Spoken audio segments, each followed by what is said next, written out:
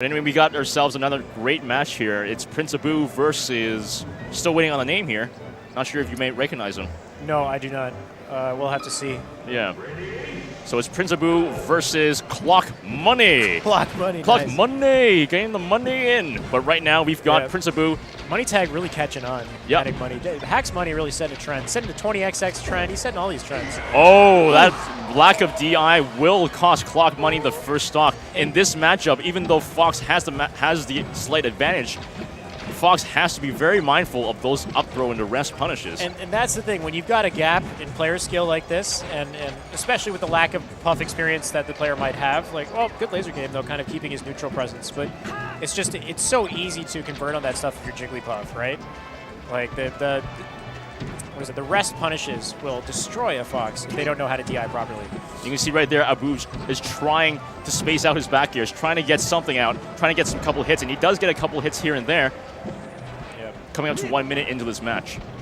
And that's the thing about puff players is they work really hard to whittle you down. It's a mental game. It's very much a mental game as much as it is their kind of combo game, but it's just kind of weaving in and out of your attacks and poking you until you die, essentially.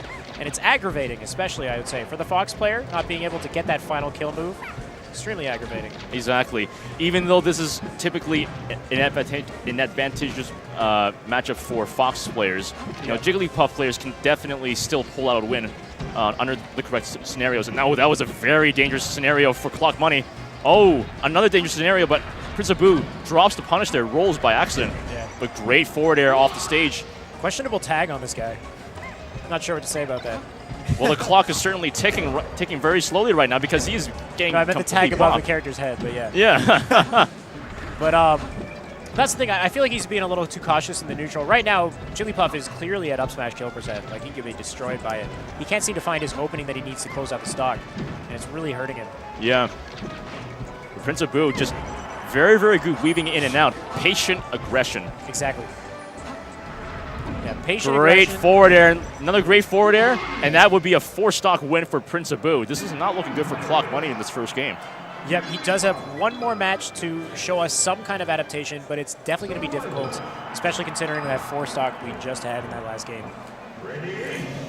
So right now, great counter pick by Clock Money onto Pokemon Stadium, getting that lower ceiling, hopefully to get that up smash kill at an earlier percent. Yep, good idea. Also, a little bit more stage space to kind of weave in and out and you know, work on his laser game, which seems to be something that he's been doing the most of. He's just got to convert these lasers into solid hits. Exactly. I'm glad you mentioned that because in this matchup, this is where a lot of the disadvantages of Jigglypuff come out. If Fox short hops lasers constantly against Jigglypuff, the problem is Jigglypuff is faced with a dilemma. If she approaches, she gets hit by some of the lasers and will face the incredible aggressive pressure of Fox. But if she stays away, she still gets hit by those lasers. Yeah. And then that brings her ever so much closer to that kill percent. But right now, Prince Abu really making this stock work and taking down the first stock despite it being at 76%. I mean, anything that you can... I thought he drops that rest punish there, though. Anything that you could do to force Prince Abu to play more unpatiently is going to be so advantageous for you in the matchup, right? So I think lasers could help in that, making him want to approach. But if you have a combo like this, it's going to be really difficult to come back.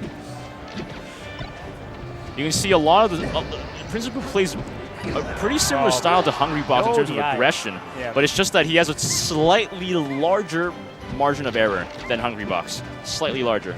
Yeah, it's difficult to tell sometimes, but it really starts to show when you see in high-level matchups the decision-making and positioning and whatnot.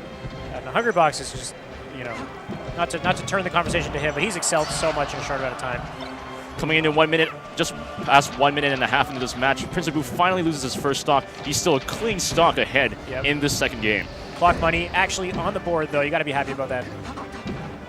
It's impressive for anybody taking a game off of a high-level player like Prince Abu. But great down tilt. Honestly, I was hoping to see a lot more lasers coming from Clock Money. You could guess that he's impatient. He's doing the lasers the other way for some reason, but not just not often enough. Yeah, just not. Yeah, there we go. Great forward air punish by Prince Abu. Now Clock Money is on his final stock of this set. It's not looking good for the underdog, I would have to say. Yeah, this is gonna be a tough hill to climb. And he's gonna need to, you know, I've seen a lot of flubs in the opportunities that he has. I'm sure he didn't mean to do that back throw, right? And that's the thing. Like, when you're on last stock, it's not just avoiding hits, it's making sure these punishes count. Lack of DI will cost him this match. Great stuff to both players, but Prince Abu walking out immediately after that match, after that quick fist bump or slash handshake. Drops the mic.